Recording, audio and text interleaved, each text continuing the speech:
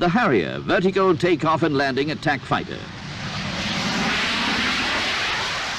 This jump jet demonstrates its new ski jump launch technique, which provides more operational effectiveness, allowing a greater fuel or weapon load to be carried using a short takeoff area.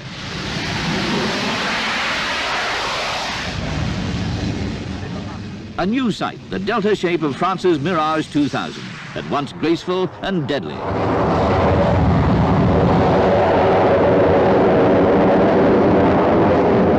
A single turbofan engine gives the 2000 a maximum speed of Mach 2.3.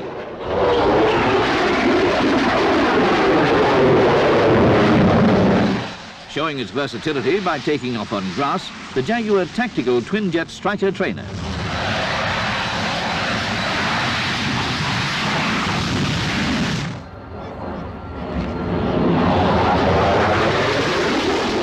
The Anglo-German-Italian twin-jet Tornado.